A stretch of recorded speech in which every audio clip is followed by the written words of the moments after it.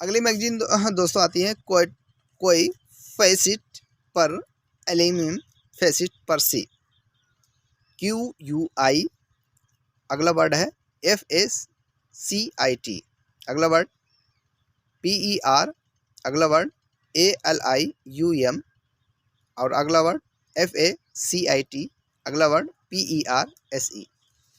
इस तरीके से जैसे फेसिट इस तरीके वर्ड आ जाए तो ये समझ जाइए कि जो है जो हम लोगों ने पढ़ा था, जो प्रिंसिपल और एजेंट की बातें पढ़ी थी, लीगल असाइनी हुआ या जो है कोई जो है मान लीजिए हमारे जो एयर्स हुए हैं उसके अकॉर्डिंग जो है जो वो लोग जो है उनका भी एक राइट बनता है कि अपने जो है जो उनके हैं उनकी लायबिलिटी एक बनती है, जिसे प्रिंसिपल एजेंट की बातें आती हैं।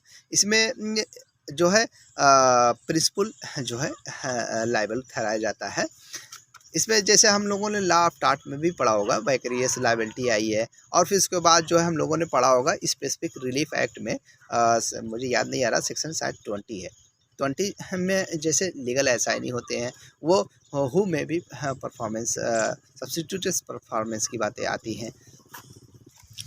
फिर उसके बाद जो दूसरी मैगजीन आती है कैवेटर इम्पोटर CAVETAMPTOR कैवेटर इम्पोटर।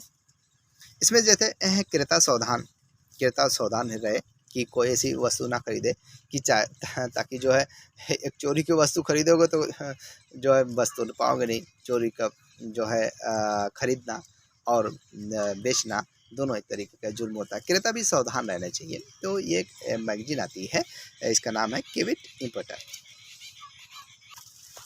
एक अगली मैगजीन आती है एक्टिव पर्सोनलाइज में रीड योर कम पर्सोना। जो पर्सनल के जो राइट होते हैं उसके बारे में जो बातें कही जाती हैं, जो पर्सनल राइट के बारे में। एक आता है एक्टस नॉन फेसिट ड्रीम नेसिस मेंसिट्रिया।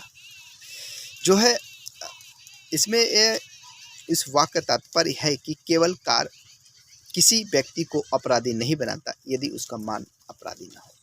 जैसे कि कोई व्यक्ति जो है उसका इंटेंशन नहीं रहता है, जैसे कोई शिकार कर रहा है, अब वो जो है कि किसी दूसरे को लग जाती है, वो तो मार रहा था किसी और को, जो है ऐसे ही ए प्लेइंग गेम है उससे मार रहा था, तो इसमें जो उनका इंटेंशन नहीं था।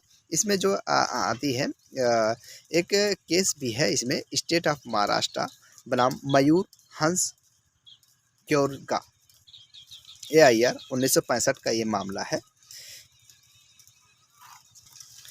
एक अगली मैगजीन आती है कॉमी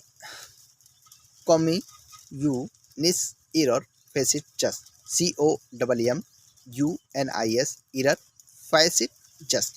it means common error sometimes pass current as law.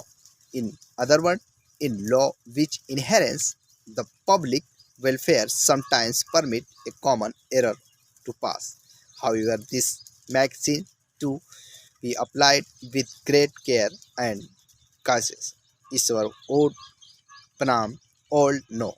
एक केस है ईश्वर वुड बनाम old no 3 man 3880 lord Ellington observed that it has been sometimes said communist errors faces just, but I can say communist opinion is evidence of what the law is now here.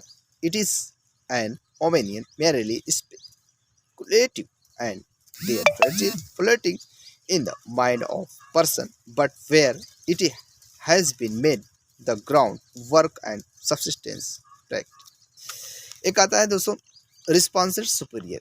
Responsive मतलब कि कौन जिम्मेदार होगा, इसके बारे में आता है। इसमें एक केस भी है DK बनाम state west of Bengal. Responsive superior का अर्थात स्वामी को उत्तरदायित्व होने दो या सुक्ति सेवक के कृत्यों के लिए स्वामी दायित्व बनाती। इस सिद्धांत को संविदा भंग के अतिरिक्त अपराध के बारे में लागू किया जाता है।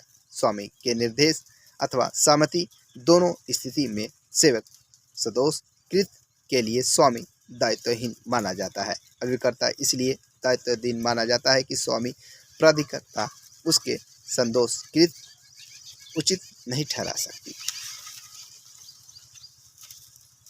डाल्टन बनाम एंगुस के मामले में लॉर्ड ब्लैकबर्न ने स्पष्ट किया था, कोई व्यक्ति किसी कार्य करने के लिए उपेक्षा करता है तो ऐसे कार्य किया जाना उसके ऊपर कर्तव्य आरोपित करता है। वह अपने दायित्व से इसलिए नहीं बच सकता कि उसने कार्य को ठेकेदार के प्रत्यार्जित कर दिया। नियोजित को खतरा दूर करने के बारे में सावधानी बरतने के दायित्व से मुक्ति नहीं मिल सकती। स्वामी दायित्वहीन होने दो स्वामी सेवक के संबंध में अस्तित्व पर आधारित है।